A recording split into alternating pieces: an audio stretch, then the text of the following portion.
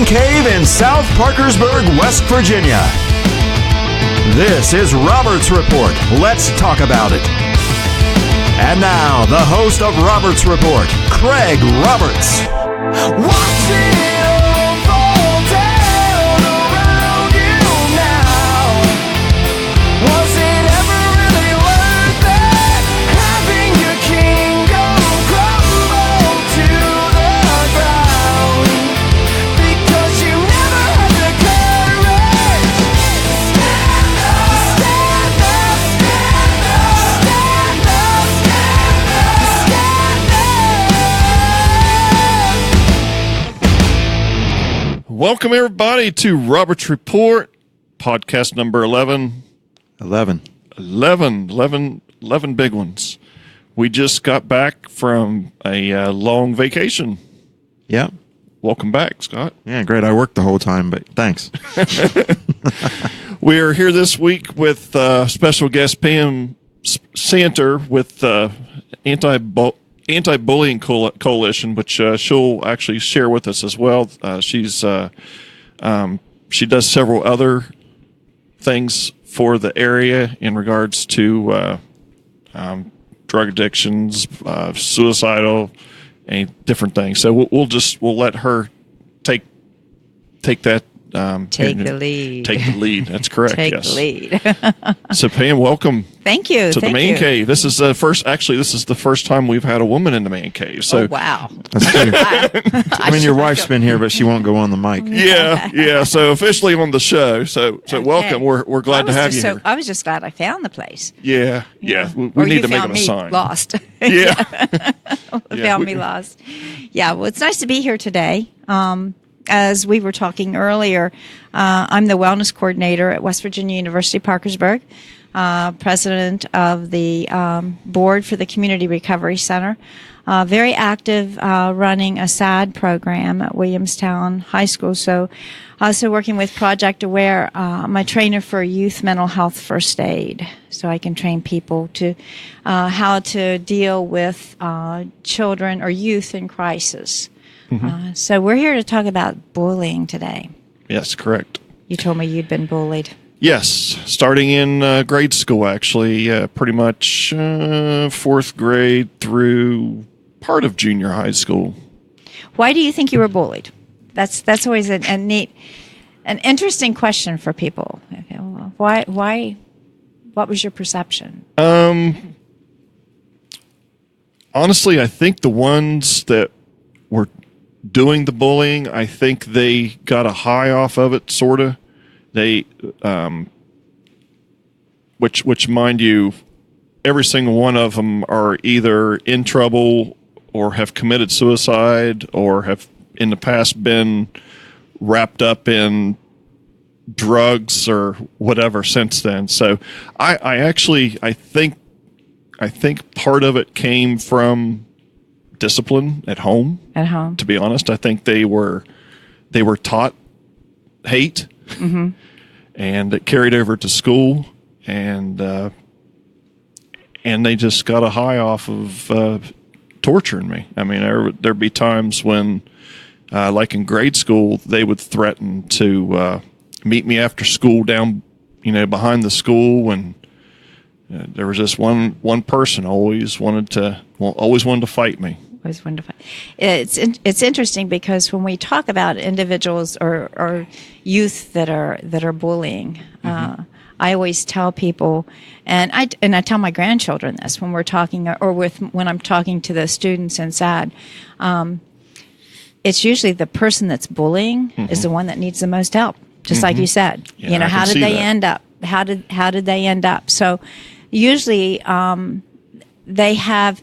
If you look at even the definition of bullying, what you see is that they say it's an imbalance of power. Mm-hmm. So basically what's happening is another youth feels like they have more power mm-hmm. over another. And generally what you find is there's a reason that child is acting out. Same thing could be happening to them at home. They could be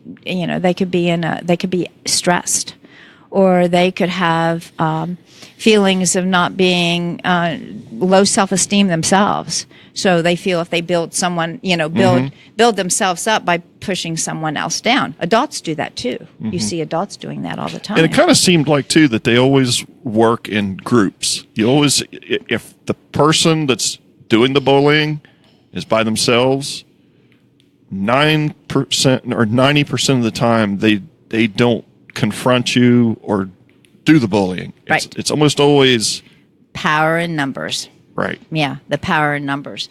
You see that quite often. And there's three types of bullying. There's your verbal, which is when you're saying negative things to someone, name calling, teasing, threats. You have your social. That's an outcasting, like I don't want them to join my group. I don't want them to join my group.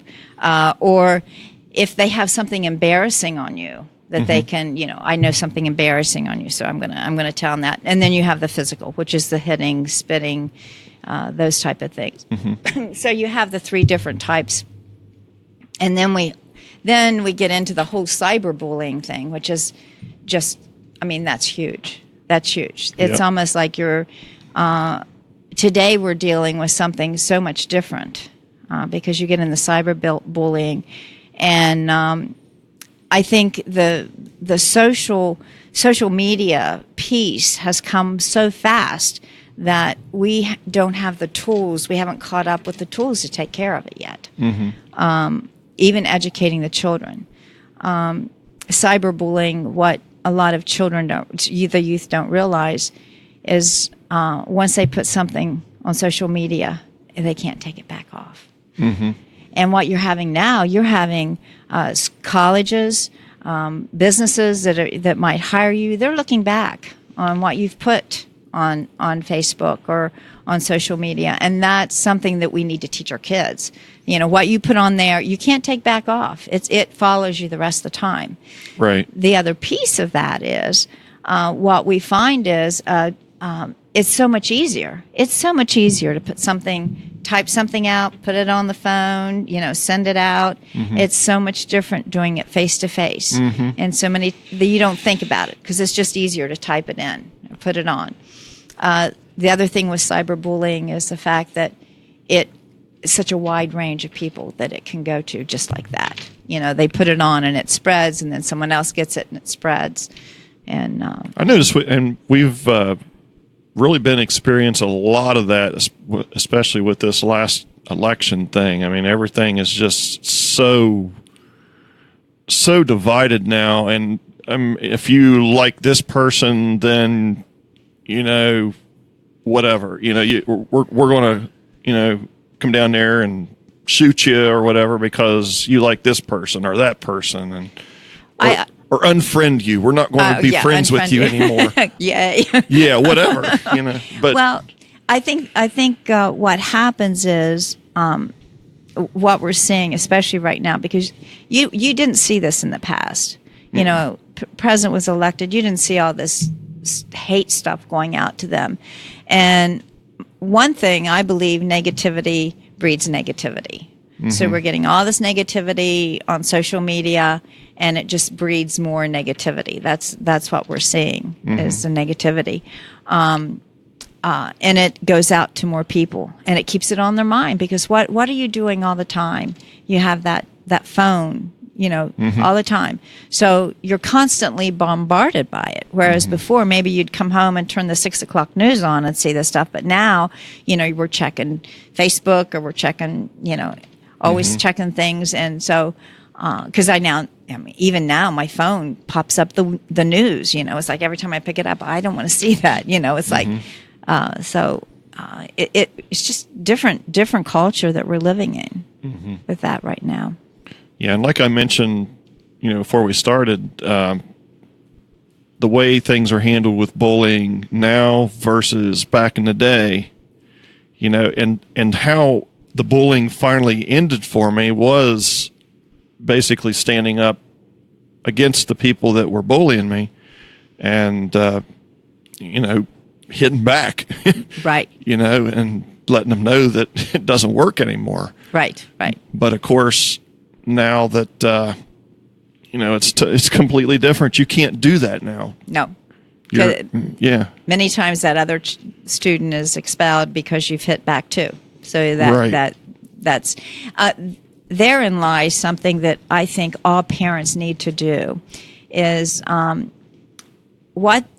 they've done the laws with cyberbullying or any kind of bullying. There's actually laws in place or policies. Let me go to policy first. Okay. What the state West Virginia Board of Education has done is they've mandated it for each county, the school board, to set up their own rules or their policies.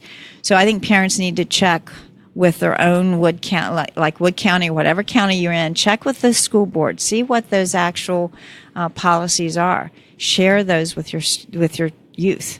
Let them know what those policies are. A lot of times they don't realize what's going to happen. A couple instances where I think just recently over in I think it was Marietta, a 13 or 14-year-old posted something about, bombing or something like that. He could have done that so fast he didn't think about it. It was just like a thought that came into his head. He's in juvenile delinquent center now. Just that fast. And it, used to be he could have said that, it would have dropped then, but they have it. They have it there. That it's recorded. And so I feel bad sometimes for these kids because I think, sometimes in just a fit of thing they don't realize what they're posting is going to come back. Well, it means different now. I mean, with all the terroristic threats and stuff that goes on now, when somebody says something, or even the school shootings, the Columbine and Sandy Hook, when somebody says something, they might mean what they said. Right. You don't know. So red flags. We do that at school, at the college. We actually have a threat assessment form that you can go in anonymously. If you see something that doesn't feel right, doesn't sit right with you, you can submit this on the form. And what's neat is we can follow that. And we have actually many times discovered something and prevented something from happening from all these little tiny red flags that all of a sudden started coming up. Then we see something where we're able to prevent it. That being said, I think students or youth need to report anything that doesn't feel right, doesn't look right. They need to find a trusted adult. And that's something you need to talk to your kids about. A lot of times they won't come to you. Ask them, do you have a trusted adult you can go to and someone you feel comfortable talking to that you can report something to? Because and it's good to identify that person ahead of time if they have someone that they can do that with. I think that means a lot. Yeah. Another thing too is, you mentioned the cyberbullying with, the texting and stuff. I had a friend of mine, their daughter, I'm not sure what grade that she's in, but, they were making fun of, the way that she looked and stuff. So what would you as a parent then? I know you said, look at the regulations and stuff, but what would you do? I mean, if you know that your kid is being bullied at school, what do you do now? You're a parent. Okay. I'm a parent. Let me. I've got it down here. Okay. Got the recommendations. Okay. First of all, if you feel your child is being bullied, there's the steps that you would go. The first thing is you would do the teacher. If you go to the teacher and you talk to the teacher about it, and you don't feel like you're getting any results, then you go to the principal. If you don't get any results from the principal, then you go to the school counselor. Nothing from the school counselor, superintendent of schools, and then you take it to the State Department of Education.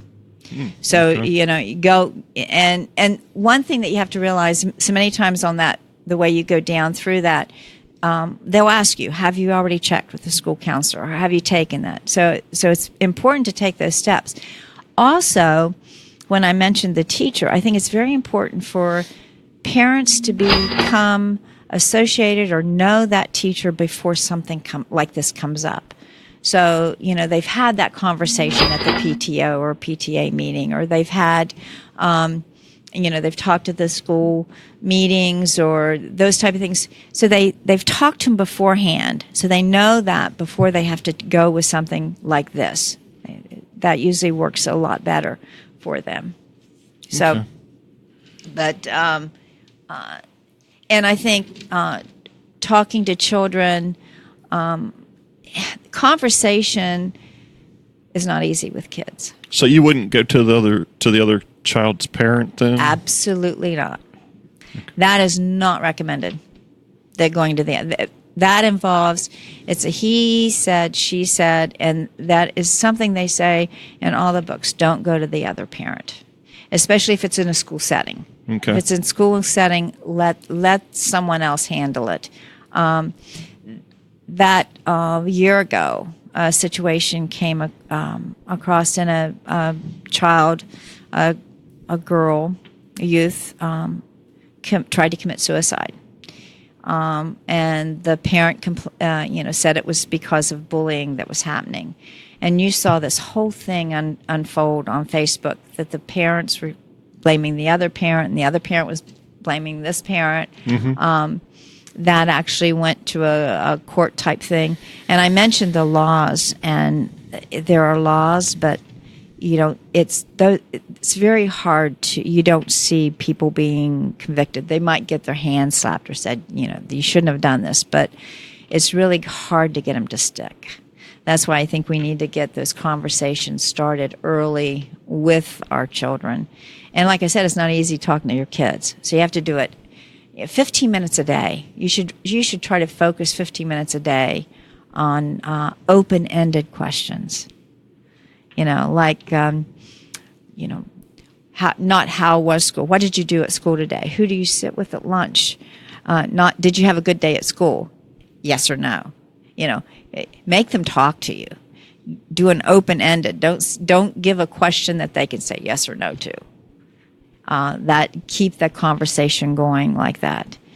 And we used to always say that with my generation of children is the best place to talk to them was in the car, because they weren't close to a phone or anything like that. But now Right. that's kind of, unless you have them turn the phone off, when you're with them.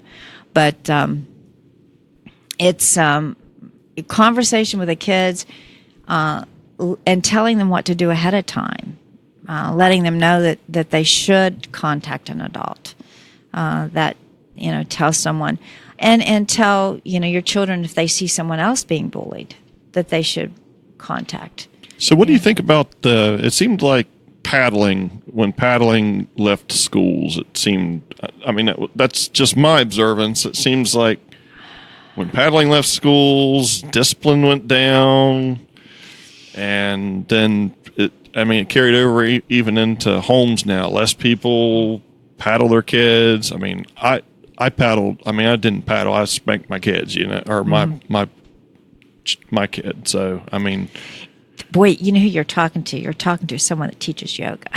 yeah, well, Yeah, peace. But the people go two ways on that. And, you think violence breeds violence. So that's a hard decision. Scott, I was Scott. I was spanked. Did you spank? Yeah, I did. Yeah, I spanked mine too.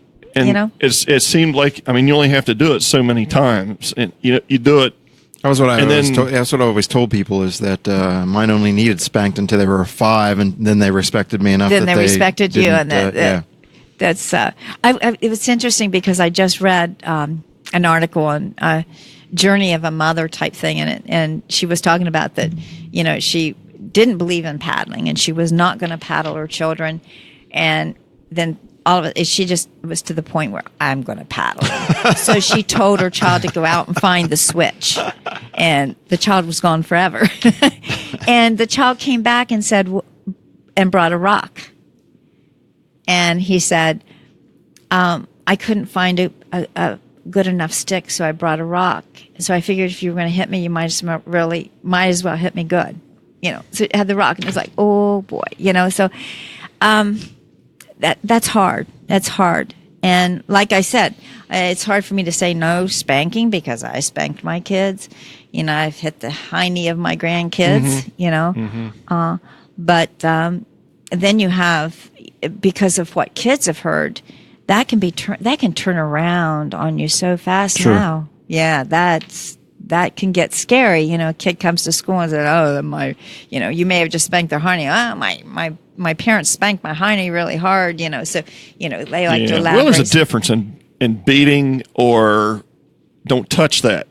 Right. Exactly. Yeah. Exactly. Yeah. So I don't know. So it's a hard, and I think you're going to find in the years to come more and more studies done, information coming out on it, that type of thing. But I like the timeout chair. That seems to work. That seems to work well. If you can get it early, if you can get them started early on that timeout thing. I remember I loved this one time. I walked through my house and I saw my grandson. He was sitting on the steps, timeout. I thought, wait, what are you doing there? And he goes, well, I got to tell you, I did something wrong. So I just went ahead and put myself in timeout. He was 3 years old. It was like, okay, yeah, it was working. But it's getting them used to it early and consistency. Yeah, I think following through on it is a big, threatening, never doing anything. And that's another thing, too, is accountability with a lot of people these days. I mean, even at work, it's just nobody's held accountable for anything anymore. That's true. I can just go in and do half of my job and, because they're not going to fire me because of this, or this standard or, that, if you find, someone that's always pregnant in the workplace, they're probably doing a lot of stuff wrong because you can't fire a pregnant person. It's one of those type of things. But, yeah. And I realize this is kind of off on a tangent, but I mean, even like on, my first job was at McDonald's, and you were taught to carry a towel around. You weren't allowed to call it a rag. You had to call it a towel. You had to carry it around. And when you weren't busy, you were using it. And you were taught to do it this way. If you didn't do it this way, you got written up, and then you were fired.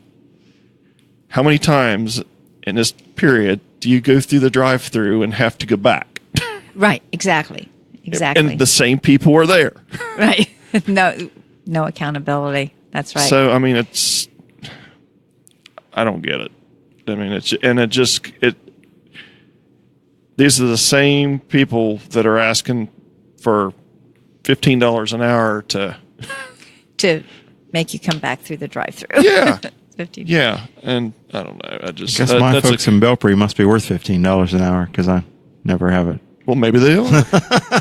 Maybe they are. Everybody has a start-out job, though, and that was, I did that in the Freeland Auto and Tire and stuff. But anyway, again, that's off on a tangent. But the accountability thing is, the part I was, and then back on the bullying thing. Mm-hmm. Are they really being held accountable at home? Probably not. Disciplining. Probably not. And that is one thing. Anything that you read, they say consistency.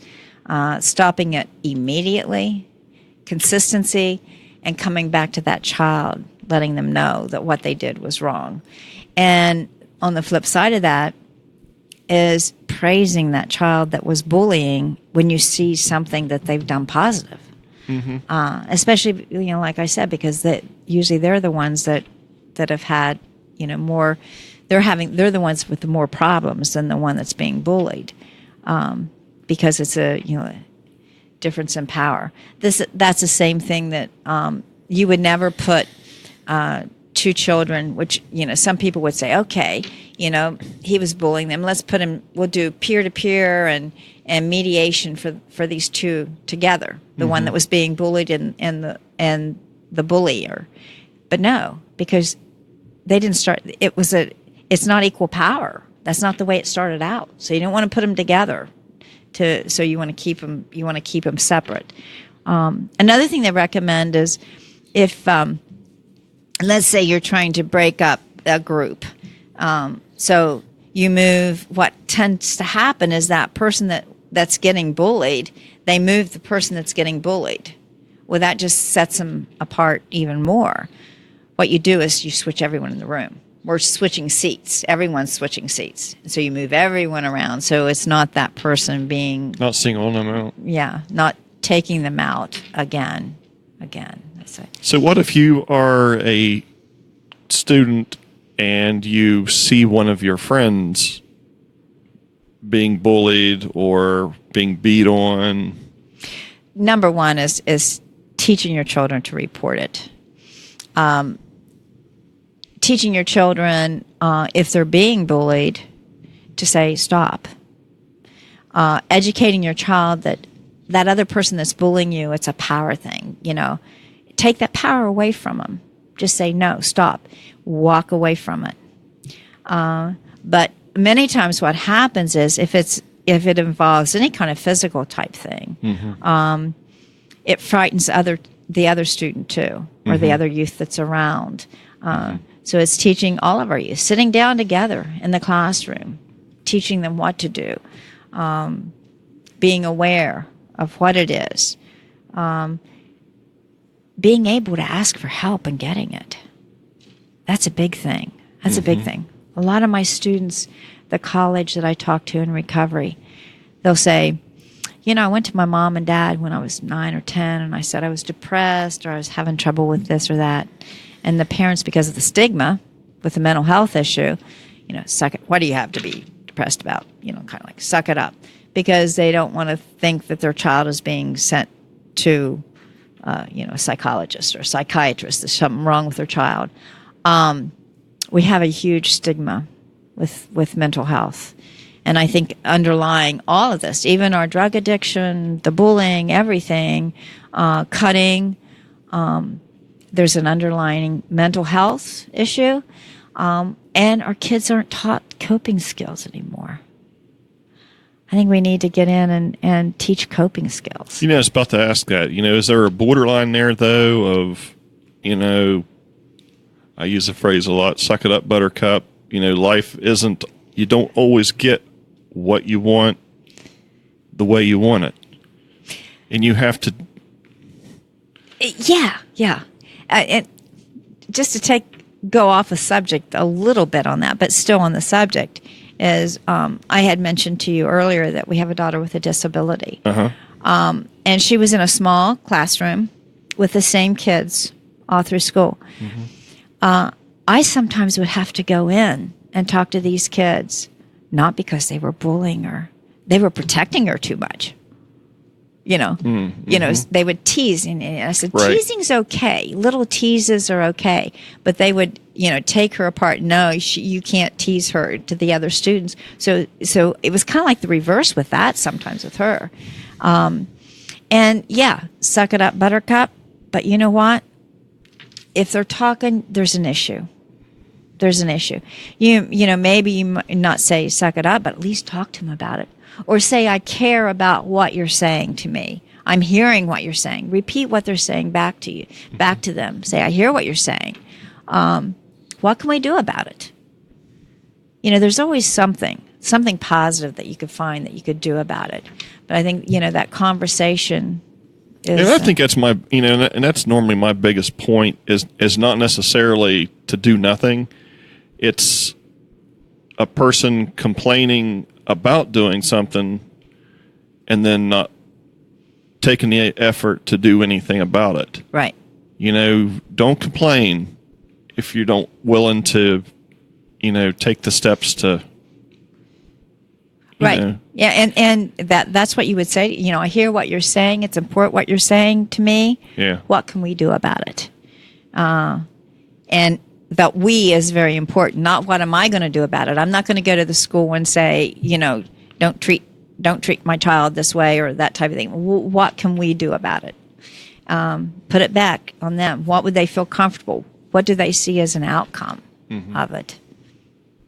It's a couple questions I had. So, if you're a parent who's totally oblivious and you say, there's no way my kid's being bullied, I don't think my kid's being bullied, what are the signs somebody would look for to see that might be, you might be wrong about that? Usually withdrawal, maybe not wanting to go to school, if you have kids, when they're sick and when they're saying they're, we don't want to do that.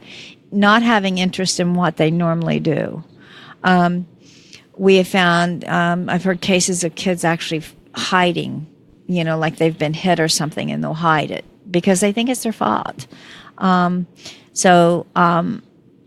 Withdrawal, not interested in going to sports, not interested in going to school, not doing what they normally do.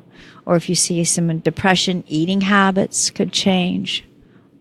So a lot of that, all of that, or any of those signs.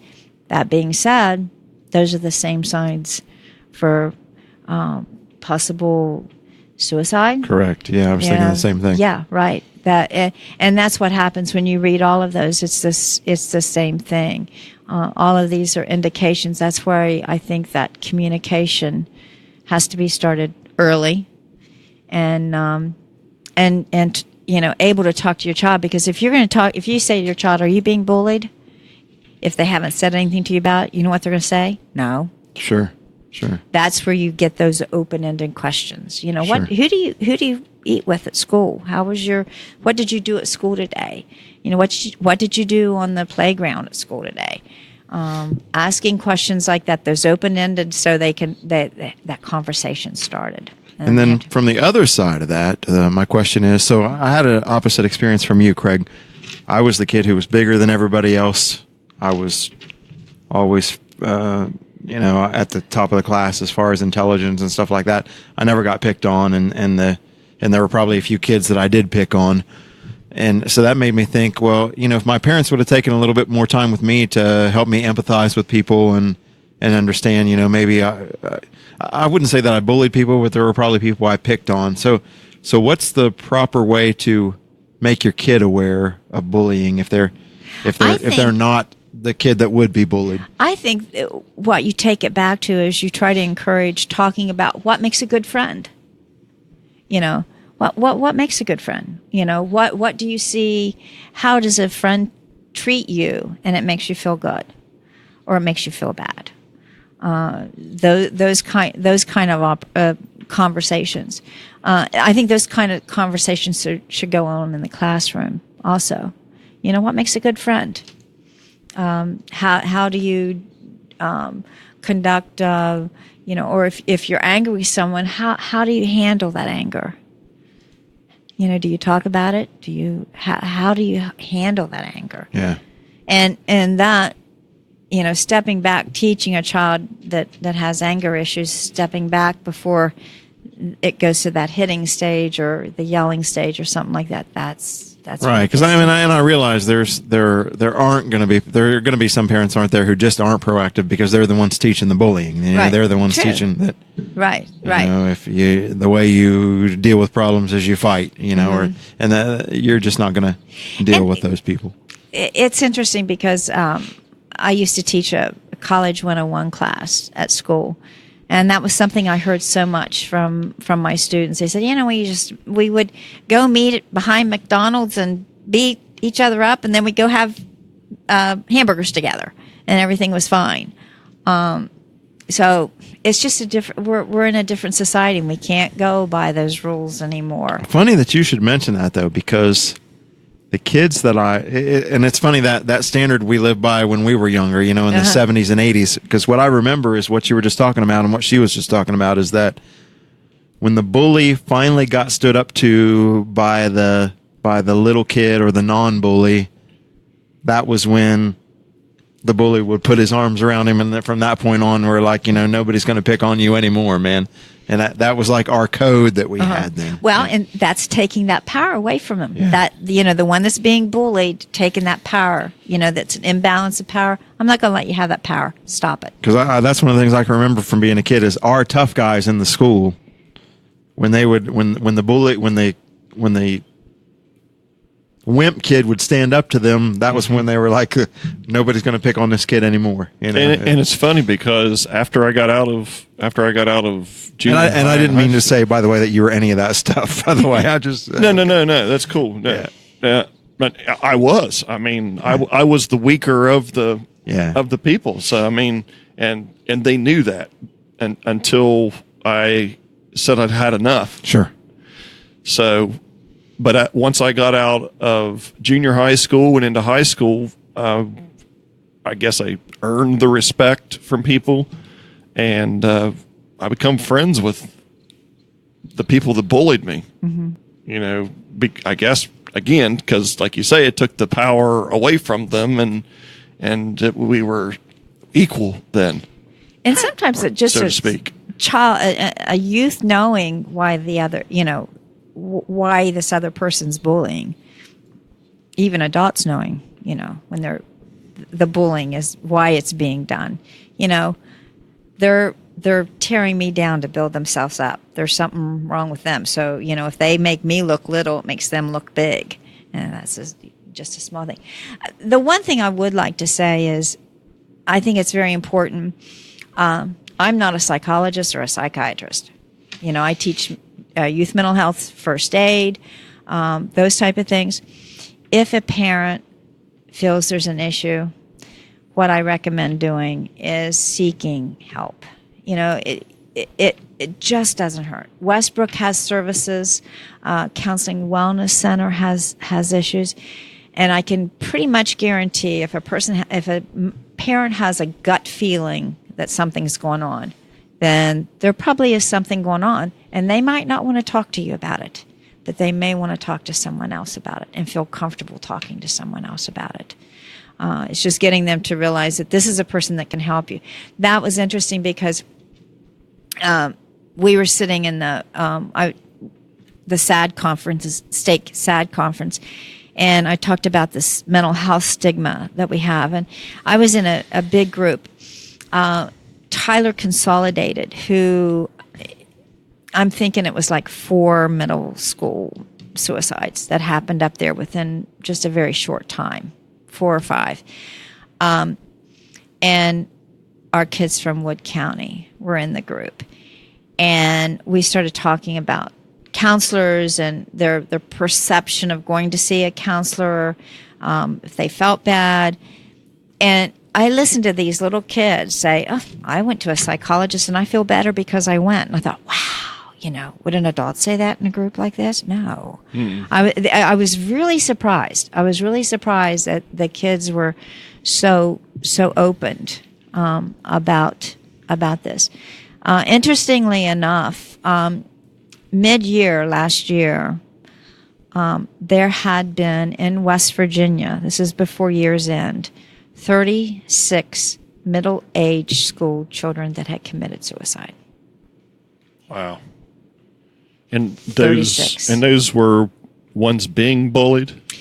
You hear different stories, bullying, problems at home. There's and the stories go rampant too, especially with a situation like that because the parent doesn't want to feel like it was their fault, or something like that. So the stories go. I'll tell you what Tyler Consolidated kids said. They had said that they felt, and this is kids talking, mind you. This isn't counselors. This is the kids' own perception.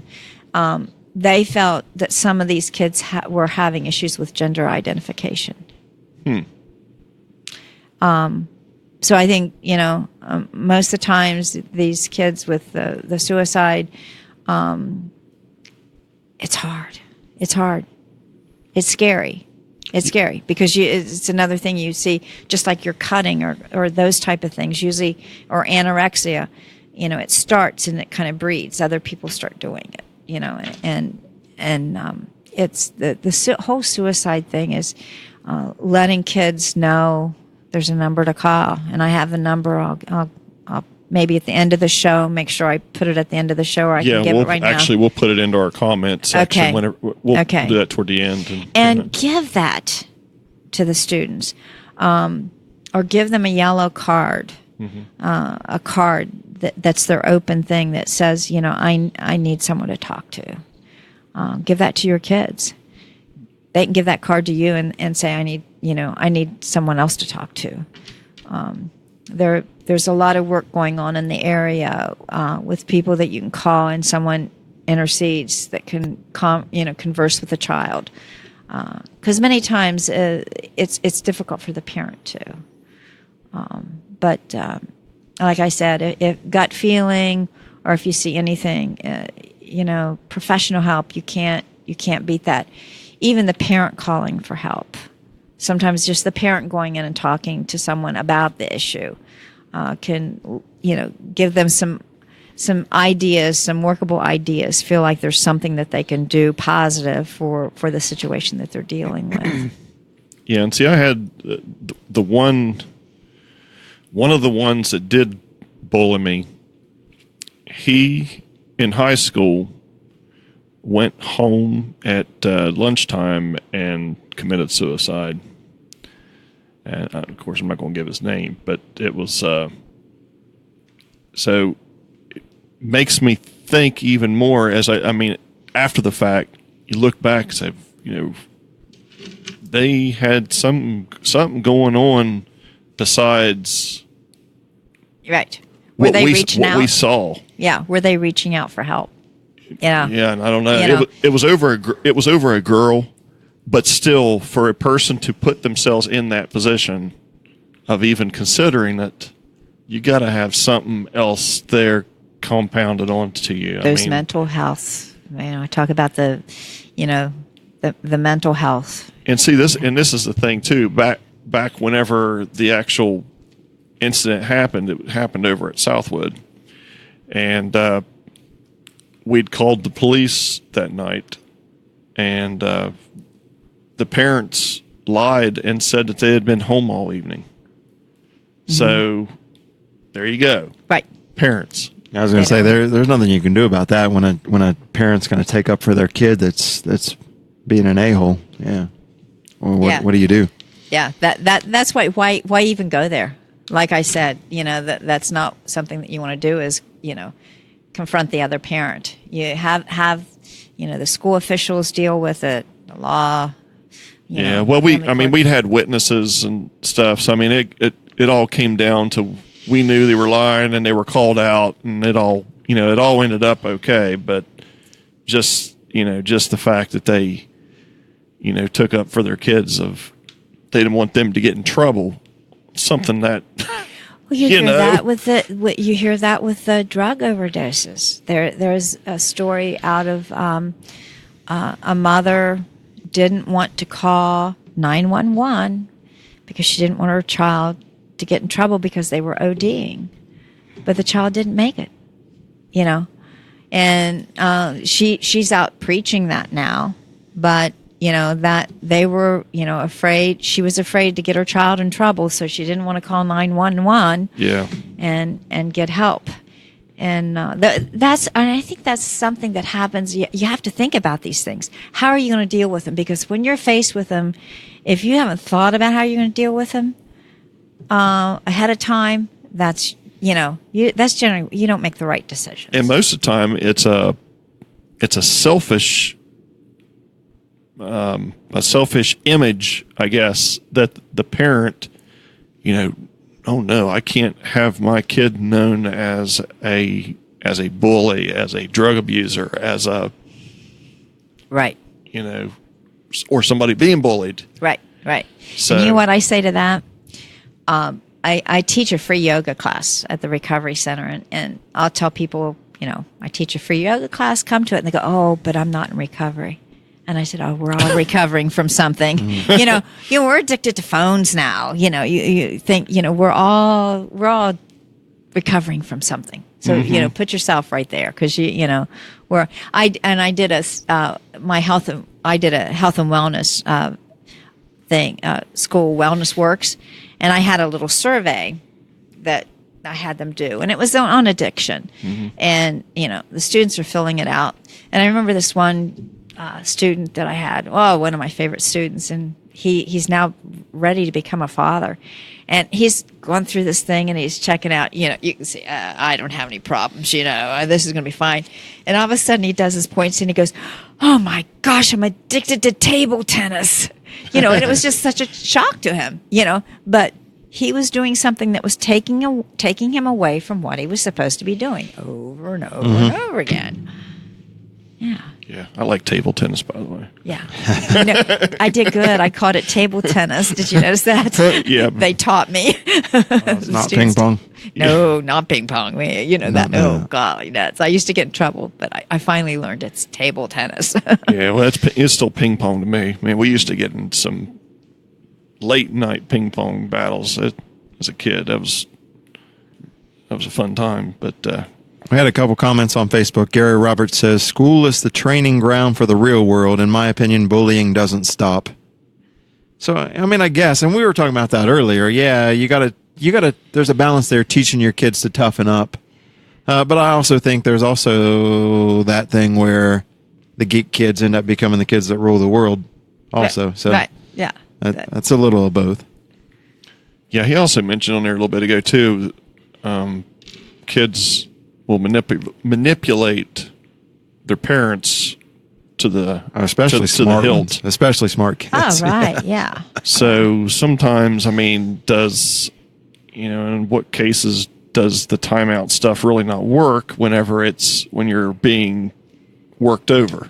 Worked over. Yeah. And you usually know that because you usually the parent comes out with the bruises more than I the used to kid. do that to my mother because I knew it would push her buttons. If she would set me in the corner and time out, I'd go 1, 2, 3, start counting things or do whatever I could do to make it known that she wasn't bothering me. Or by if you're putting me sitting in on the time. steps, Yeah. they put you on a step, you go up to the step above it, like I'm the one in control, or the step Yeah. below it. I suppose that depends on whether mom or dad did it because probably would have got my hind end warmed by one of them. So you knew who you could manipulate and who you couldn't. My favorite comment, Gary Turner says, "Denise spanks me."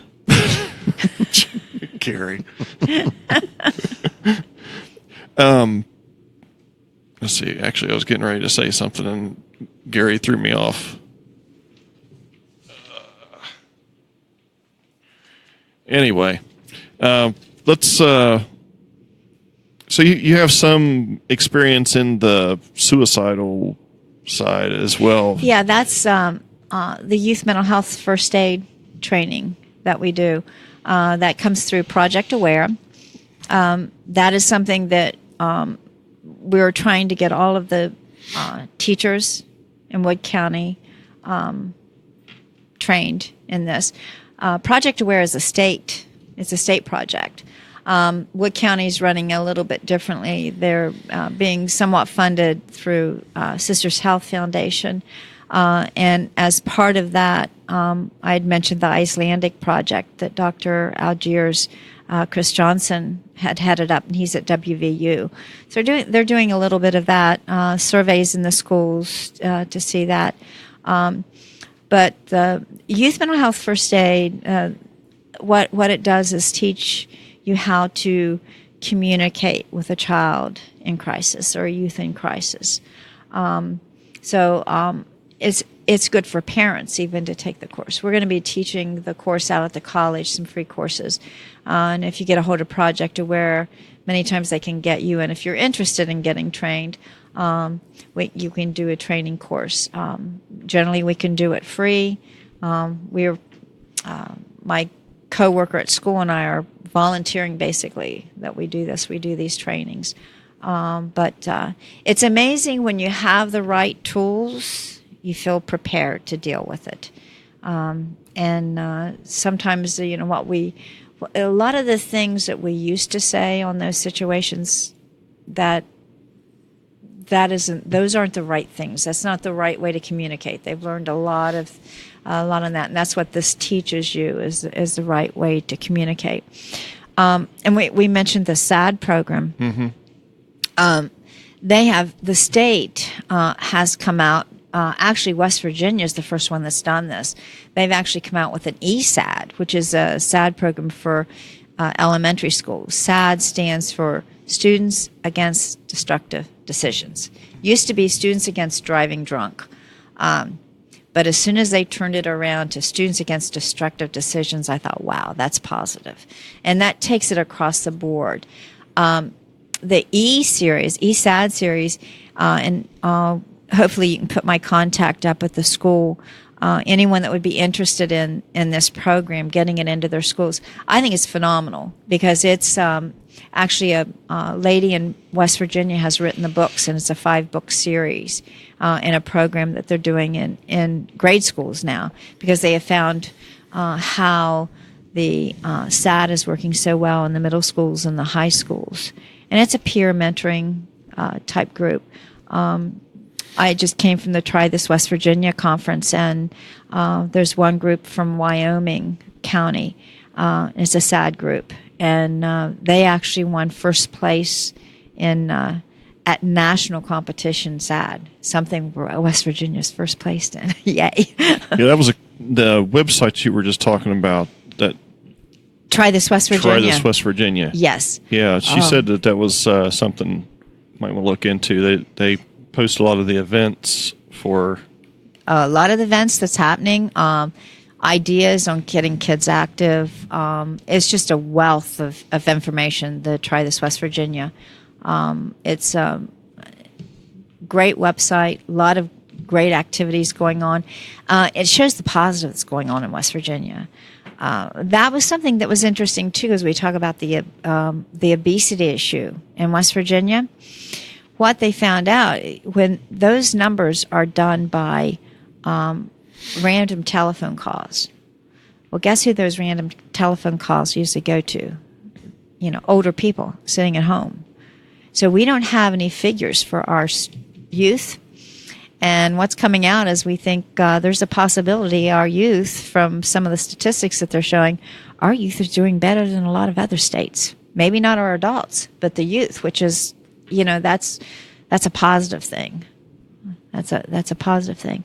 And, that being said, our state as a whole, with what they're dealing with, we're going to see a lot more of depression, losing jobs, kids in broken homes. I brought this up at a Try This Mid-Ohio Valley conversation one time, the fact that we said, we were talking about FaithLink and how, people go out and help the elderly with what they're doing. And I said, hey guys, listen, we're growing up a whole group of kids that are going to need our help. Mm-hmm. We're growing up a whole group of kids that are being born addicted. And we don't know the outcomes of this. We know heroin kind of, as they grow, what is going to happen, but the opiates, we have we don't have any studies on that. What's going to happen to these babies that are being born, and they are being born. I mean, the statistics, usually they're, you look at the babies born in the hospitals in West Virginia, and 1-to-1, more of them are being born with an addiction than without. Yeah, see, I watch Fox News a lot, and they've been having a series on the opiates and heroin usage thing, and that's where I got that statistic from earlier. And it kind of surprised me that 80% of the people that are using heroin started out on opiates, and then it went even further into that. They had a doctor on the show, and they mentioned how the drug companies, how the cautions and of the addiction side of it are all put in the real fine print down at the bottom, so it's there to protect them, but it's a racket. Oh yeah, and guess who had Narcan ready? The pharmaceutical companies. As soon as they got everyone addicted, all of a sudden, how much money are they making off this Narcan? And it's different now, too. That was another thing they brought up, too, which was interesting. It was, used to be you were given these medicines a lot more rare, I guess. They were just given for needs. Mm-hmm. If you had a tooth pulled or knee operation or something or other, or cancer, mm-hmm. That you were only giving them when you need it. Now they're just handed out like candy. That's what when we had that influx of the opiates, and that's why we won the lawsuits with the opiates companies. West Virginia has, is because of this influx, and they saw how is. But you were saying that another thing that was happening is hospitals are rated on how well they deal with pain. So, what do you think they're going to do? They want to. You're going to get the good stuff. Right, exactly. And we recently passed out.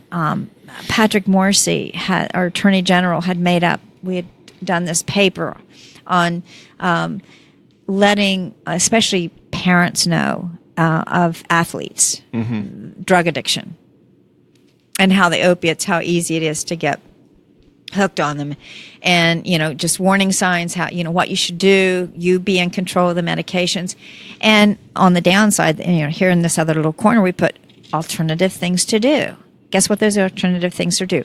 Massage, physical therapy, cope with it a little bit, acupuncture. Guess what? None of those are covered by insurance, but what is? The opiate is. So I said, we need to get on the bandwagon and look at this, because if we're going to say these are the alternatives that's going to work on this, then we need to handle this. I had a student high school student, taking early college credit last semester before last, and he had a knee injury, and he was taking yoga to strengthen his leg because he was a runner. And I talked to him, and he said, if I'd had any kind of issues with depression or being bullied or anything like that, he says, that euphoria I got when I took that pain pill, that was nice. It would have been nice to stay there. He said, luckily, my mother kept the medication. She only gave it to me. I didn't have access to it.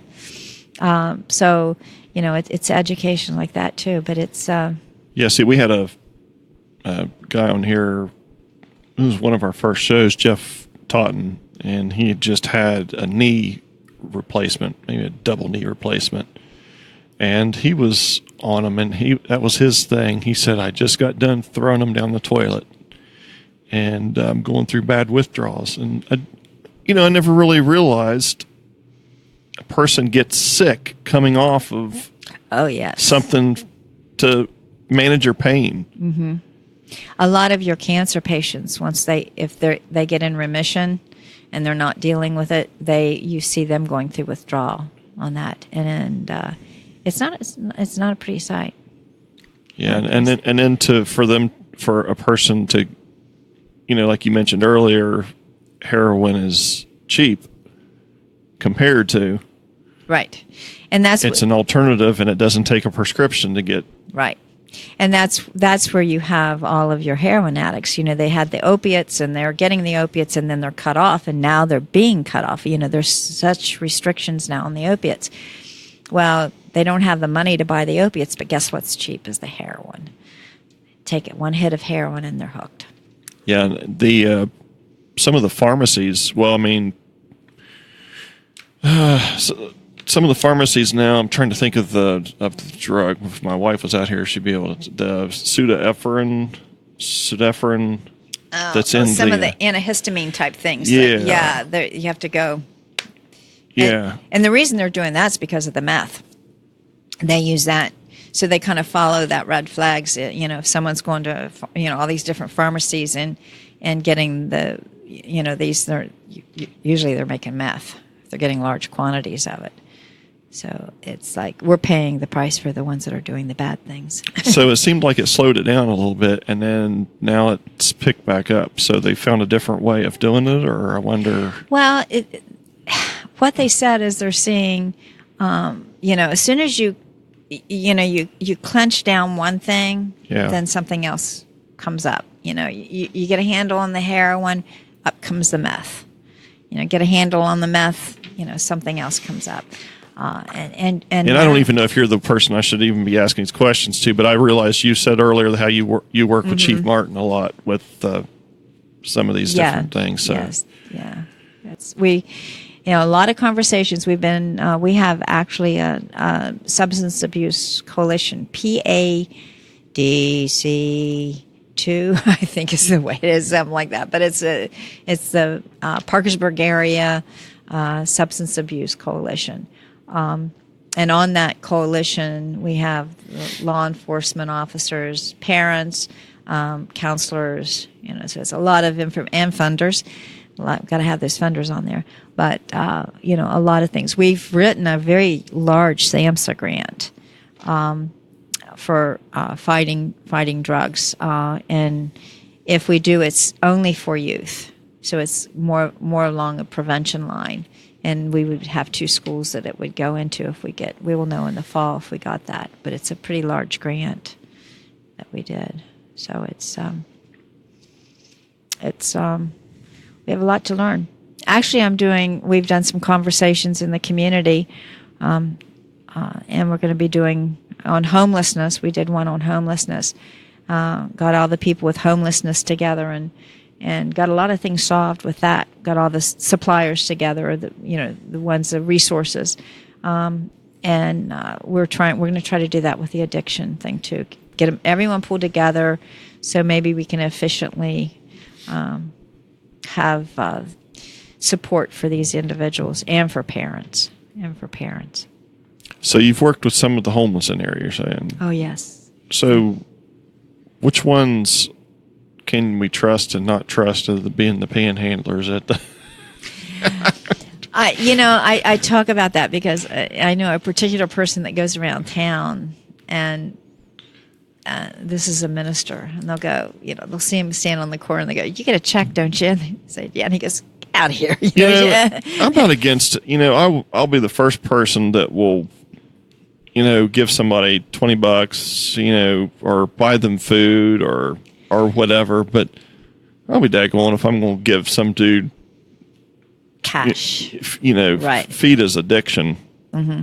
Well, and look at the places they stand. Sometimes you'll see what they've given them is sitting there. They don't eat. The water's sitting there. The package of peanut butter crackers is sitting there, and so it's like the thing of it is the homeless vets.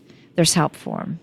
There's help, and if they're sitting there and say they have no help, there's help. There's the Latrobe Street Mission. There's beds there. They can go there. We do a one-stop shop now. So if you're homeless, you can go to the one-stop shop either at the Salvation Army or at the Mission. Yeah. And you can get everything done at one place. You don't have to travel around. So it's, usually if they're not open to, telling you where you can go, or say, hey, there's a bus, I'll give you the bus money. You can take the bus to the Mission, If they're not interested in that, then that money's going to something else. It's sick. You got and more times than not that they're not really veterans. And last year at we always go to Rock on the Range up in Columbus, and there was this guy coming around selling these little crosses for some kind of veteran society, and I'm thinking, I don't know, and it really stinks because you really want to help the ones that really need it and are legit, but on the other side of that, there's so much scam going around now that you don't know which ones are which. I mean, out here, I use the ones out here at Walmart. They work in shifts. You got a guy hiding behind the bush over here. And then at a certain time of the day, they'll switch out. One will go behind the bush and sit down for a while, and another one will go out there. They like to put the women out there. You'll see the man usually hiding up under the viaduct or hiding behind the bushes, and they send the woman out there. And but there's help. There's help for them. There's help. There is help. They don't need to be sitting there. There's help. And if you can write it down. Maybe we need to make cards or something or other, or get cards from these shelters or something or other. And whenever they reach their hand out I have my sticky note pad. I got my sticky note pad and I write it down and give it to them. If I see them throw away, I thought, they want my money. They want my money. Yeah, but and a lot of our homeless isn't even local. They bust them in. Did not know that. Pardon? Did not know that. You did not know that? No. Oh, yes. You have other counties that say we're not homeless, and we don't have any homeless in our county. They bring them down here to us. Ahia brings them in too. We do the HMIS. You have an HMIS, and if you get a homeless person, when we do what's called the pit count, Yeah. and you fill out their information, you can kind of see where they travel. And those HMIS, as we look in, and where they came from. It's Ohio, and we serve them here. But there's people that are homeless that want to be homeless. I can kind of believe that. We have one woman veteran, and she does not want to be bothered. She wants to be. That's the way she wants to exist. And some of them are proud. It's hard for them to ask for help, or they don't want to be counted, Do they still get the assistance? And I mean, if they want it. You know what I mean? The Latrobe Street Mission, you can go there, and as long as you're not under influence of anything, you can get in there. Do they drug check them? No, but they can pretty well tell.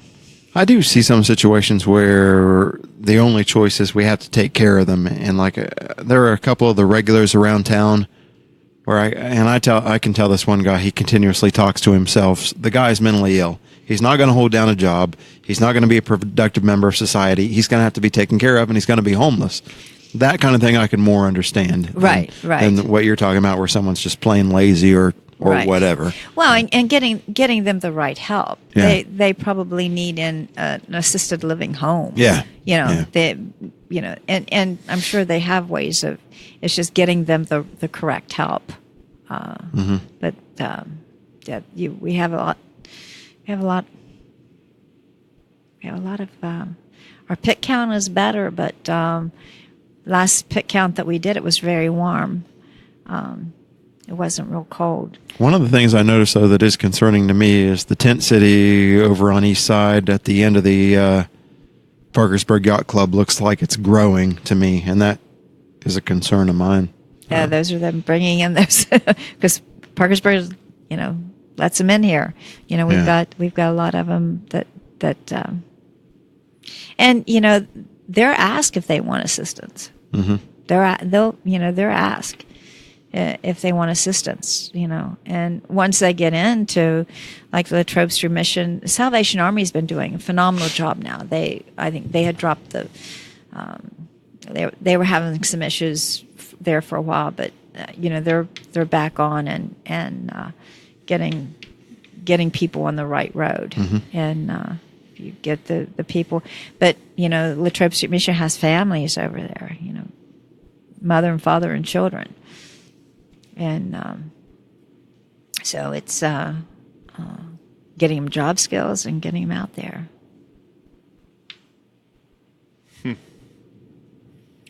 Have you followed any of the celebrity type suicides and things like that? I mean, we just had the one with Chris Cornell. I don't know if you're familiar with him, the lead singer for Soundgarden, and right.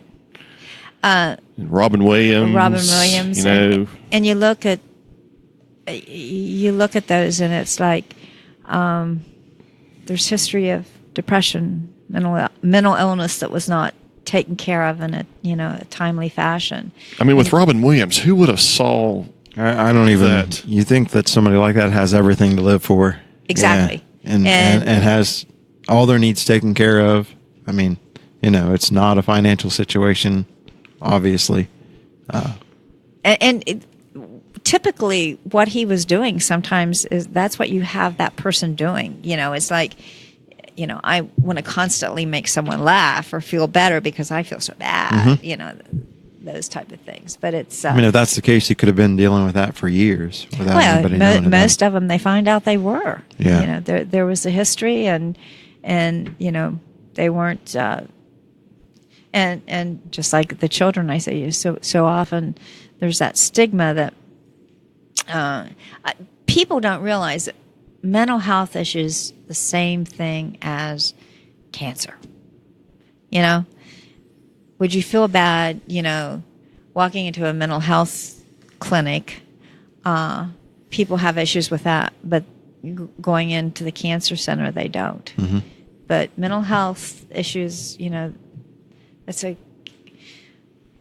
disconnect in the brain. It's illness just like everything else, and we just don't look at it that way. There's a big stigma. That's why I said I was just kind of overwhelmed when these kids were saying this. They didn't have an issue. Oh, we even talk about the fact, I was talking to a worker at Westbrook, and I said, well, I'll go into Westbrook for meetings, our substance abuse coalition. And, I'll walk in, I'll go, oh, people are thinking that I might be coming here for help, Yeah. And I thought, okay, what's wrong with that? But then I had a worker say the same thing. It's like she puts her, so they see she has a dog tag on that says, I work here. So even with all the knowledge that I have, it's still that stigma there. Yeah. It's So back to the bullying thing, it did come back to me. I remember more, how I was talking earlier about the paddling and that sort of thing. I knew you were going there. Yeah. Well, I went off on a tangent earlier, but Dal, I got in trouble for putting thumbtacks on, on a swing, and I remember that, and I got paddled at school, and I remember that. I can't tell the amount of D halls or detentions or whatever I had, but I remember every single whack that I got. Those you remember. Yeah. So Did it make you feel inferior? Inferior. Or like singled out, or did you want to hit back because you were being hit, or what? No, I knew that I knew I wasn't never going to do that ever again. Because of the paddling. Yeah, and yeah, I think it causes or helps respect. I mean, I don't know. I mean, and I get what you're saying with, violence or whatever breeds violence. But man, it was a lesson that I learned, and I'm not sure I would have gotten the same lesson had it been just if I'd have been staying after school in the library or at lunchtime losing my my recess privileges. I don't think I would have learned the same respect as I did then from the bending over and getting the wood to the rear end. Just. And like I said, it's hard for me to make a judgment call because I paddled my kids. I've been known to paddle my kids, smack the hiney of my grandkids. And same thing with hugging. Let's talk about that. Yeah. Teacher can't hug a child now. That's sad. Yeah. That's sad. Yeah, that's true. So we we're on two ends of the spectrum where, you can't hurt them, you can't hug them. It's like, what kind of society are we bringing up? The no touch policy, the no touch policy, and that I think we've gone the two ends just too far apart. Yeah, it's the teachers are not at the personal level now, and because they're not allowed to be, like you say. Right, exactly. When I was in kindergarten, I was sick. I don't remember what I was sick for, but my kindergarten teacher and aide come over to our house and played games with me because I was out of school sick.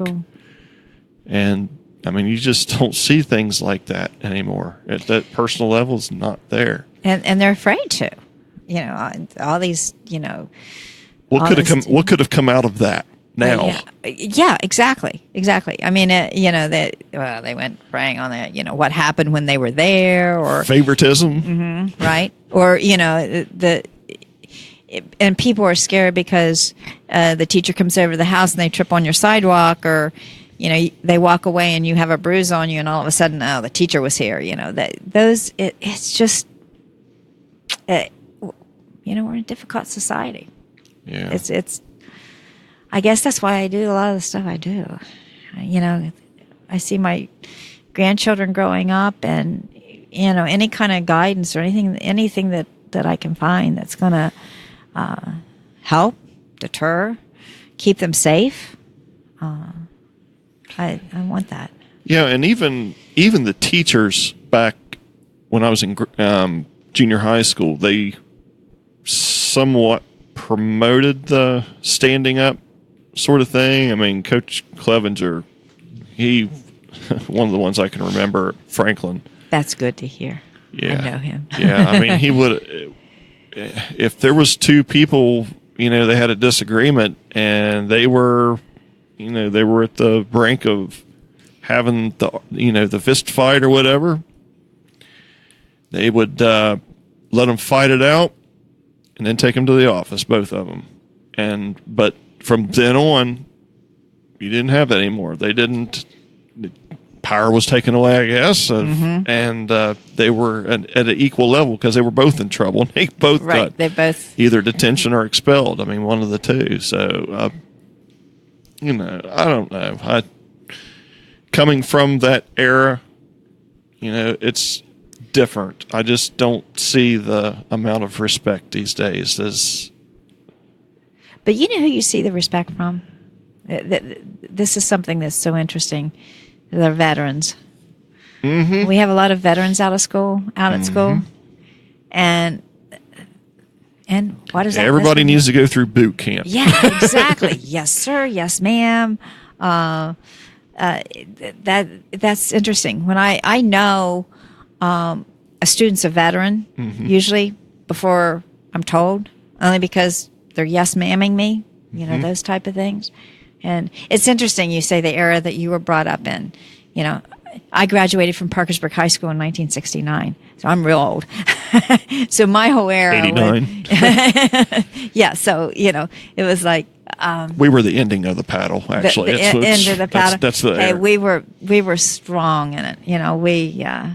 We were strong in it. But you're right, though. Veterans, I mean, you can pretty much tell right off the bat whenever you're talking to somebody that's been in the service. Right, yeah. Just like you say, the respect, the way they're dressed, and just their overall being able to talk to somebody. We've had a conversation here several weeks ago about how kids can't talk to people these days. You know why? They can text them. Yeah. I mean, how many times do you have them sitting on the same couch and they're texting each other? Yeah. So they don't know how to carry on a conversation. They don't know how to do that. But Scott is a texter, and he does like the texting thing, and I agree with the reason why he likes the texting thing, but it's different than, again, like the job interviews and things like that. I mean, you get a service, somebody been in the Army or Navy or whatever, the armed forces, you put them down for an interview versus somebody that's a civilian. 99% of the time you're going to hire the veteran just based on his persona. Respect. Yeah, respect. Yeah, respect is taught. You're not born with it. So, and you earn respect too. Yeah. That's something when we talk about parental type thing and parents and children. I think it's very important. We were talking about the paddling sometimes. Have you ever, as a parent, done that punishment? You can't do this for a week, and then when you walk away from it, you thought, that was a little rough. That was a little rough. I think a parent being able to go back and say, in the heat of all of it, that was wrong. I think that was too much. So we're going to back off a little bit.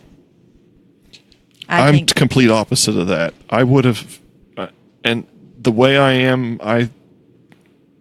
my son, he was 16, and he's still not quite an adult.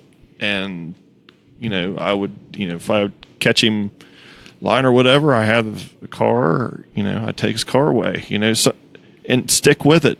It hurts to do that. It hurts to hold a person accountable sometimes. But you know what?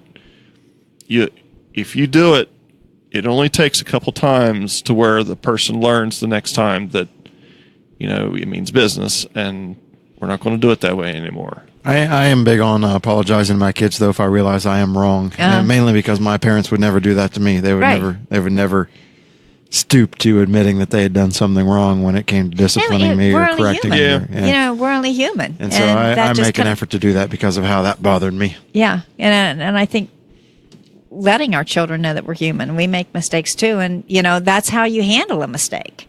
I think sometimes that's more of a learning thing than anything else. And that's another thing too, is being able to take the, admit that you're wrong. My goodness, is that a bad? That's another thing that's hard for people to admit these days. Yeah. Something as simple as, I would much rather if I go to a restaurant or whatever and somebody screw up my order, say, you know what, I'm sorry, I messed up, and just admit it that you messed up, or your kid, I screwed up. Okay, that's all right. How bad did you screw up? Mm-hmm. I'll do it again. Consequences. It depends on what the situation is. But you know what? I will much more respect a person coming to me and saying, you know what, I screwed up. And that has worked for me for my whole entire working life, with my boss or whatever. If I mess up, I go to him and say, you know what, I'm sorry, but I did this. I made a decision. I made the wrong decision, and I screwed up. I see that. That's really hard for kids to do. I don't know whether they feel that, just saying I'm sorry is like 2 words. I'm sorry. Or, And then it turns into a lie, and then you can't trust them anymore. Yeah. It's like, how do you get that where they're saying, And I think maybe going back to like what we said, admitting that, we're all human and we all make mistakes, and it's okay. This is how you deal with making a mistake. And I think if the child sees, oh, well, that's okay. I can forgive them for that, then they see then in turn that, they're going to forgive me for this if I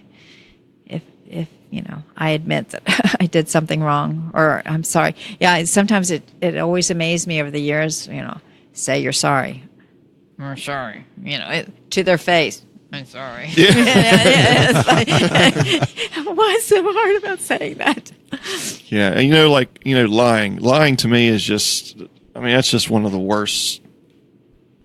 To me, it's as bad as stealing, because you're stealing a person's trust. Mm-hmm. In a sense, if you lie to me, I can't trust what you say anymore. So I've had instances at school when I see adults. I had a student that falsified 3 doctor's excuses because she was missing classes. And this is her yoga class. We're not talking English or something like that. It's this wasn't an 18-year-old either. It was a middle-aged student. And it was like, oh my gosh. There's another one. Go in the military, because somebody pulls any kind of crap like that, you're going to be doing something, push-ups, running. Well, we have KP. the Mountaineer Academy, I think it is. A lot of students that come out of that, they say that that's what saved them. I have a student that, phenomenal student. He was active in my health and wellness club, and somehow we got on, his past, and he says, you don't want to know what my past is. And I said, I can't imagine you do anything. Well, my gosh, he'd been in prison, and he talked about how, after he got out, he worked on a farm and found himself, but it was that hard work, and he learned, in that environment, and he's phenomenal. He just graduated from Marietta College. So it's, so there's hope, I guess. Yeah. Hope out there. Yeah. For those that are tuned in right now, if you just joined us, we have Pam Santer here with we have an anti-bullying podcast here today. If you have any questions, make sure you leave comments on the underneath the podcast, and hopefully we can get them answered for you if we can read them on the air. Gary? Gary Turner, I should say. The other Gary's my uncle. He wouldn't have said that. Are you being bullied? Gary Turner. I don't know if you know him or not. He's a nut. His wife actually is a heck of a cook. Denise Belair. She used to have the little restaurant in the Blue Cross Blue Shield place there. She used to run that. And let me tell you, her cooking skill. Actually, she was down at the Taste of Parkersburg there last night, and just her cooking skills are mad. She's getting ready to open up a place, from what I understand. I don't know if I'm allowed to say it or not, but I think she was looking at opening up at that old ice cream place over in Belpre. You know where I'm talking about there, just up from the Middleton. Where that was it? Churn? Was it the ice cream churn or something like So that? yeah, I remember the churn, but I thought it was still open. It's not open anymore. Maybe that's not the right place then. Yeah, but it's where you're saying up from Middleton on the other side of the road. Yeah, I thought that's where it was at. Maybe that's not the right place, but I know she's looking at a place over there to do that with. So hopefully, Denise, if you're out there, you can make that happen, because she is a good cook. So, but anyway, that's a different thing. I don't know, what else you got? You want to talk about tech guy? Nothing. How can you associate tech with your teching with bullying? Well, she or was talking about anti-bullying? social media and stuff like that, but and you're right. I think we have a problem with adults. A lot of the adults aren't on the same scale on how to fight or bullying in social media as the kids are, because the kids, tend to know it better. Mm-hmm. And so you're right there. I think the adults are behind the game sometimes when it comes to fighting bullying on social media. And that's where I think it's important for you to set the limits and know what. Nothing's better than if you have a child on Facebook. They might not friend you, but they might friend one of your friends. Mm-hmm. Get that friend. Let that friend keep an eye on what it is. But I think there has to be a lot of information. We recently had last school year the porn thing that went across. I think it hit all the high schools basically in Wood County, and I think that was the situation where it got so out of hand where, they didn't know what they were dealing with. And luckily a student didn't know it was right and said, this isn't right. I think you need to educate your child on what sites to be on and, kind of think about what you're saying when you put it on, because that's another big thing. I've heard just recently about, students, college students getting their athletic scholarships taken away because of something they posted on social media. And you think on that social media that follows you, schools are checking them now where they get entrance in schools, jobs. So, once you say it's on there and it follows you and you can't delete it. And it's almost impossible to delete. You might think, oh gosh, I want to delete that, but Does your work look at that stuff? I'm just curious. No. But I think so. While my son was at OU, he did suspend his Facebook profile for about a year from his senior year to the time he got his job, and I kind of wonder if maybe that wasn't something that the college was recommending. Right, yeah, because and the other thing is informing your kids to keep their passwords, safe. Because how many times can a child pick up, you pick someone else's phones up, gets on it, and they could post something in their name. Another thing with cyberbullying is so hard to follow because you could go under an assumed name, and so it's hard to find out who is actually saying that. And you send one thing out and you're sharing it. Who do you want to share it with? Do you want to share it with all your friends? Only a few friends? who do you, the universe, because you've sent it to one friend, a friend can send it to another, and another. So it's, something that you've said that in haste can be spread really fast. Yeah, I think my wife's work actually, I'm not going to say who it is, but I think they actually monitor Facebook. So, No kidding. which sort of surprises me. Knowing where she works, I am surprised at that. Yes. Yeah, so. And we're working at the college. We're told to, watch what we put on Facebook. It's not a bad idea, really. I mean, if you're an employer, I mean, is it an invasion of privacy a little bit? Not if you friended me. How is that? Yeah. That's what. But if you are an employer and you're going out on to see, but you're putting it out on social media, though, that's fair Right. game. That's fair game. It is odd that you ask specifically about the federal government because they don't drug test or look at social media for employees. That's interesting. That drug testing. Think of teachers. Yeah. The same thing. The same thing. And Oh, they don't. Really? Wow, I didn't know that. yeah. Either. So you have all these other businesses and everything. Boy, one would think that the government of all places would. I mean, no. We have to go through a background check every 5 years, but I've been through 2 now. So especially after all the Anthony Weiner stuff.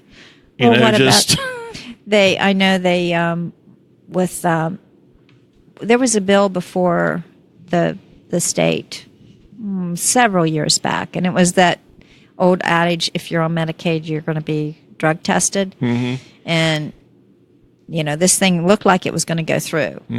And one of the either House, Senate, I forget which one, but they said, okay, I do believe if we're going to make the people that are on Medicaid do this, then we should do it ourselves.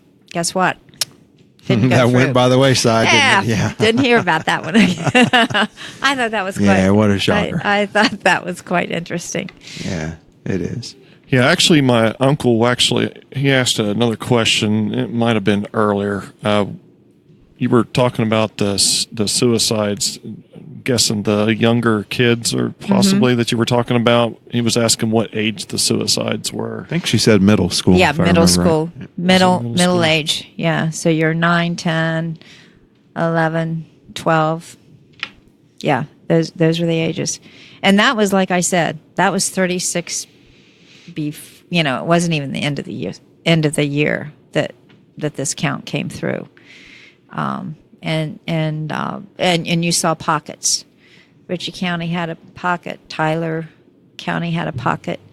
So you had, the pockets going around. And then, with those things, you wonder, were there drugs involved? Did that have any? It's hard. And you mentioned earlier too. I mean, we've had several conversations on here about marijuana. About being the gateway drug and I didn't not being inhale. gateway drug. I didn't inhale. But there is a lot more now, and I always fall back onto the when I was in high school, that the marijuana was it was the bad evil thing, and nowadays it's like it's night and day. I mean, we've got a whole lot worse out there now with that. And I seen somebody posted. Did you see the one video of the guy out at is in traffic circle actually, just going nuts? What's the one drug that was it I think that was out by the old bowling alley along North End area. It was at McDonald's. Oh, McDonald's. I didn't see that one. Yeah, there's. I mean, he was just, uncontrollably just running around and moving his arms and doing the moonwalk and Flack. There's so many. There's so many and so many different names out there. Flacca. Flacca. That's the one I'm thinking of. Yes.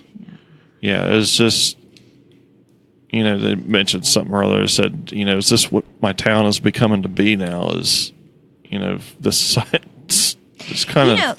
You were saying marijuana. The one thing that people need to realize, and this is something good to educate your children on, that there is a predisposition for alcoholism, drug addiction. I wanted to talk about that actually, about predisposition or what I would call an addictive personality, I guess was what the old name used to be. Right, for it. yeah.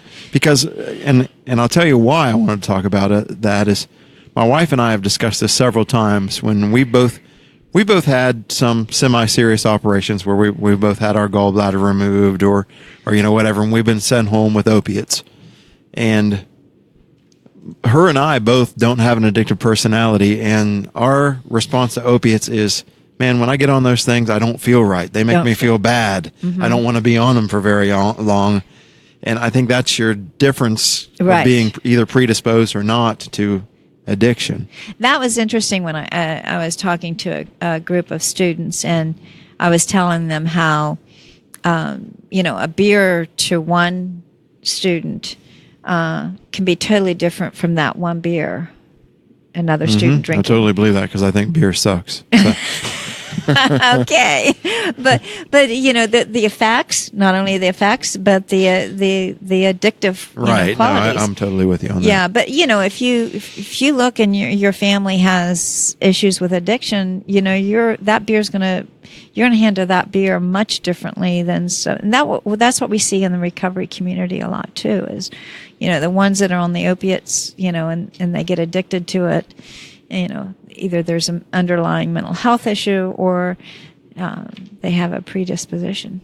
And that makes it really tough because, to deal with somebody who's predisposed to addiction, it's really tough to treat and really tough to keep them clean. Yeah. Well, exactly. And look at your people in recovery that end up having to have surgery, and they need that opiate, they're having major surgery. Right. Or when you're talking about, chronic lifelong pain, well, that's a different story too. Right. Yeah. Yeah. So it's, and we're turning around so much now that the ones that really need those opiates can't get them because there's such especially in West Virginia, there's such a stringent rule on them. So when you hear the people in the medical field talk about this, they said, it's because we've, buttoned down so hard, the ones that really do need them, they can't have them. Yeah. And so it's. What kind of surprises me is the amount of people in the medical field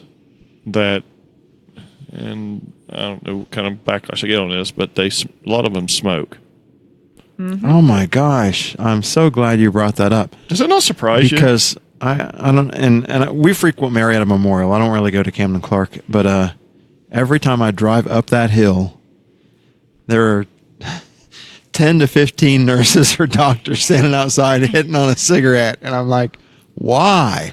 But I did ask a friend of mine who's a nurse, and they said stress relief. We're all working, Exactly. the nurses are working 12-hour days. The doctors are on call 24/7. And that's surely there's got to be something. Yeah, go have better illicit sex or something. Right? Well, when which they do, we went to a smoke-free campus. So, but when we had our little smoking pit, you would look out in our little smoke area, and most of them were our nursing students. And I do think, and there's a lot of them that didn't smoke when they started. Sure. But then you have those that smoke and they stop smoking when they're pregnant, but then start smoking again. Well, shoot, Camels were the cigarettes that doctors were in the commercials back in the in the 50s.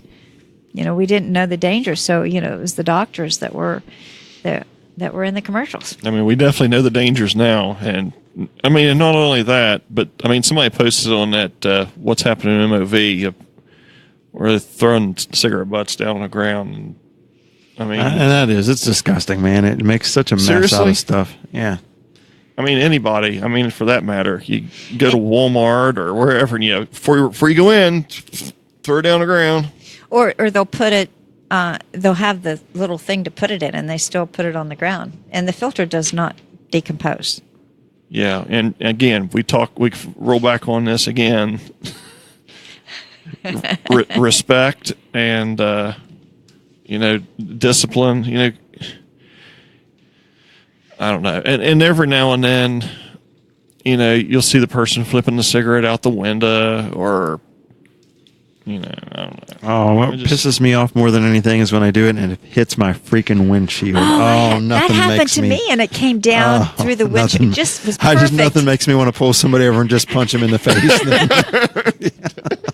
I've had one go in my car. Yeah, the windows Speaking down. of bullying. Yeah.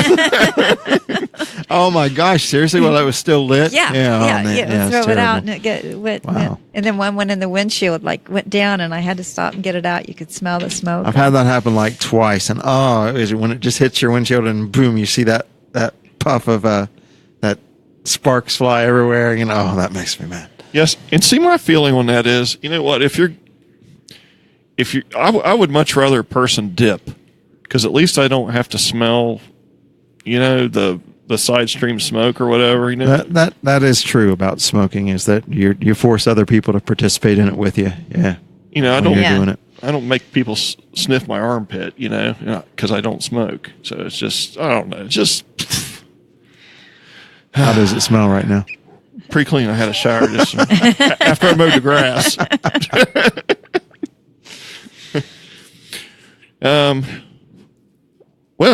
Vacation. I didn't talk about my vacation All right. any. Let's hear it. Let's hear a little bit. I'll live vicariously through you. Yeah, my first time, you told me that if I ever flew to Myrtle Beach, that I would never drive again, and you're exactly correct. Oh, it's unbelievable, isn't it? We will never drive to Myrtle Beach. So what time were you in the airport and what time were you in your house? Well, we left down there at 6:30 because our flight left at 9:15 or something like that. So we had to be there 2 hours before. Thank goodness we were there, by the way, early. TSA line was long? Yes. Because it wasn't when I was there. Wow. Which, by the way, for those out there that that do fly a lot and don't have the TSA pre-check, it's well worth it. Okay. Yeah, we walked right up. We were in and out, and actually, I don't know how it happened. They must do it randomly or something, because my parents don't have the TSA pre-check, and everybody that was in our group were TSA pre-check. So, But anyway, but yeah, it was 57 minutes or something like that down versus 9 hours, and coming back it was an hour to the T, and we were in our house by 12:30, 1 o'clock. Yeah, that's great. So that definitely we'll never drive again. We had an awesome condo, Condolux. If those of you that like Were you to get in condos, South Myrtle, North Myrtle, regular Myrtle? Where were you at? Okay. North, and there was a bike week going on, which was nuts, and it was. Was it the lighter kind of dark bike week or the darker kind of bike darker. week? Okay. I mean, it was Black Bike Week. I mean, I don't have a problem with it. No, me either, but I'm telling you what, I've been to both. I've been to Myrtle at both, and Black Bike Week is wilder. It just is. Their bikes were phenomenal, by the way. I agree. They like to, and I say they, but I mean the people who participate in Black Bike Week, you see a lot of tricked out bikes. Yeah. Oh my goodness, some of the Yeah. sound systems. I mean, we were next to this one person, and it was louder than our car. It was. I mean, I've got a Harley, and the things you see, man. I've seen people with like their pit bulls on their bikes, and I mean, it's crazy. I'm ready to put some LEDs and a new sound system on my Harley now. Yeah, it's cool. Just to compete. It's cool to see. Hey, I got to see Jerry Garcia's bike. Oh wow! Did you? Yeah, he never got to ride it. It was in the making before he died, and Wow. they had it over at Fur Piece on display. And it was a pretty awesome bike. He has a restaurant now, by the way. Yorma Kalkinen does that. Oh, I know. It's a pho restaurant. Right? Yeah, I want to go check out sometime. Yeah, they have the luncheons. Yes, but it's never open when I can get to it. I know. I think it's Thursdays or something. Yeah, it's like like that. What is it Wednesday. again? You know So- what's interesting? Yorma Kalkinen that founded Jefferson Airplane, the rock band Jefferson Airplane. He has a ranch where he's retired to down in Meigs County around Pomeroy. And so the public radio station in Athens does a rock and roll concert segment on Friday nights called Live from Fur Peace Ranch, because he brings artists in and has them play. Huh. And Never heard of him. But anyway, he also has a boy. restaurant, his little restaurant down there too, that serves there's a Vietnamese food a noodle dish called pho, Pho, and that's what he serves down there. But it's only open like Tuesday, Wednesday, and Thursdays from Thursdays, 11 yeah. a.m. to 2 p.m. or something. But you know, when they're having Yeah. their concerts, they serve food. I did not And know it's that. interesting. Okay. Yeah, it's good. It's good food, So yeah, that's that. You know something new today. and they're Yeah. all in recovery. Did not know that. You didn't know that? Well, I mean, I figured he had done drugs. I mean, Yeah, he was they're an all in a rock and recovery. roll artist in the 60s. No, yeah. No, they're on recovery, so there's no alcohol on the premises. not know that. No drugs or anything. Yeah, so it's Wow. That's a good point. I never thought about that. We did find a new, I know it's not a new place to a lot of people, but Senor Frog. You ever been to one of those? I've been to the one in the Bahamas. It was a lot of I fun. think I told you about that they were doing conga lines Actually, with free yeah, shots. you were the one that told me about that. Yeah. Well, we experienced So it where is there one? at Broadway at the I beach. didn't even know they had one there. Okay. It's right across from the Hard Rock. So Actually, is it as wild as what I told you the one was in the Bahamas? It was nuts. It was the last night we were there, so we couldn't. We had to get up early, so we didn't stick around. But it was cool because they had all the tables on the floor and everybody eating. But then after a certain time, they cleared all the tables off the floor. A DJ came in, and it was. It So would have that been must have been fun. the time we were there. There was a DJ, and the only thing that was the bar, and then they would do a conga line and have you do shots for free while you're in the conga Yeah. line. Oh, yeah. Actually, And- we were there right before they stopped that because there was a cover band up there doing.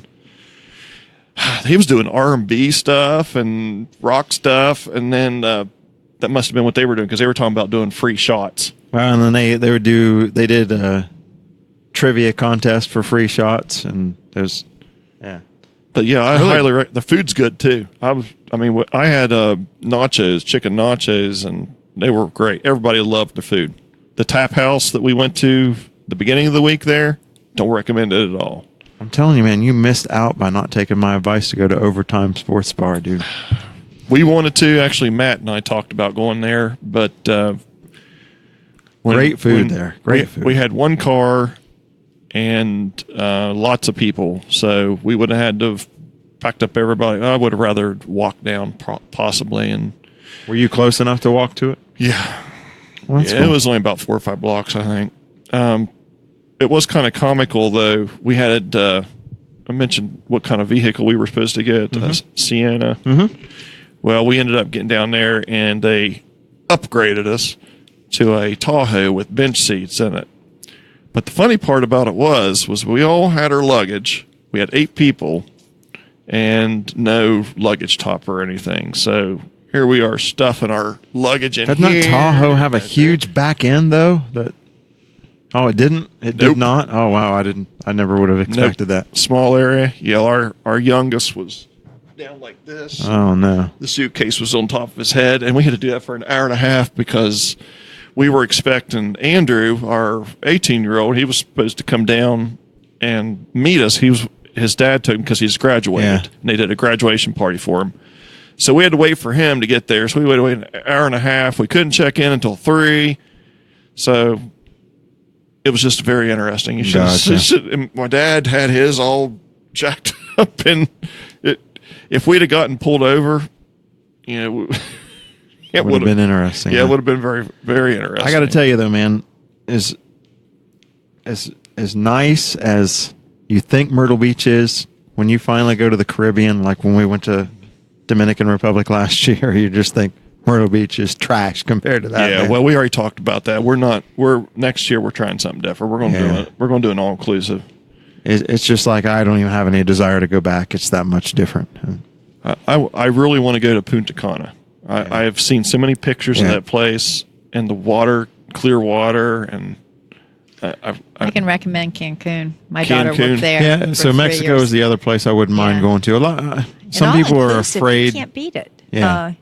Some people are afraid, and Dominican's the same way. Dominican has a pretty rough government, or pretty rough. it's pretty rough outside of the resort areas too, and Mexico's the same way. But Yeah, we were worried when she moved down there.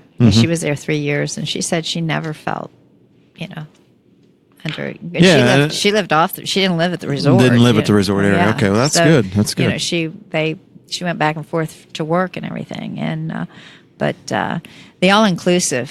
You think it's a big chunk of change, but when you can go to any restaurant, go out and get a cup of coffee or an ice cream cone or do anything and not have to pay, and you have a numerous children. The awesome thing about the one we stayed at in Dominican last year was it was 5 resorts all owned by the same company, and you could walk freely between the 5 resorts and use all those 5 resorts facilities, their pools, their restaurants, et cetera, et cetera. So wow, that really nice. opened up the options.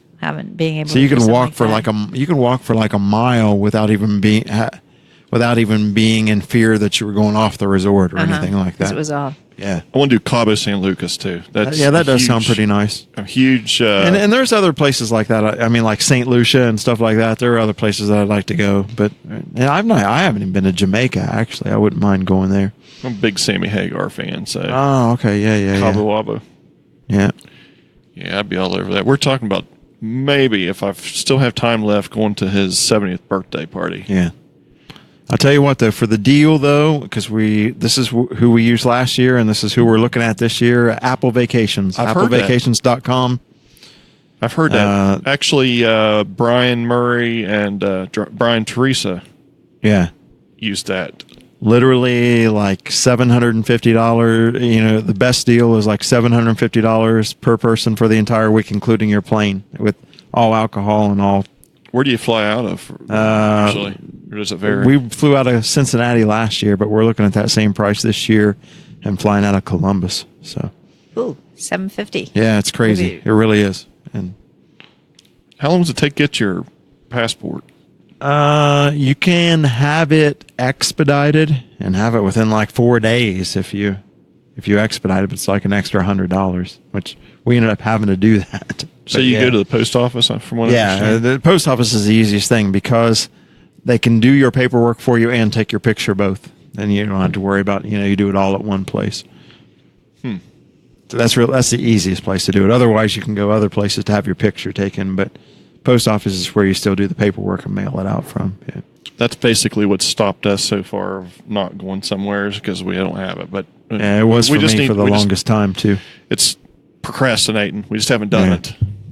So, well, I think we are. Well, wait a minute. You didn't talk. talk about the other week's vacation. Weren't there 2 separate vacations? No, it's just a 1 week. We okay, we just okay, went, okay. We just went to Myrtle.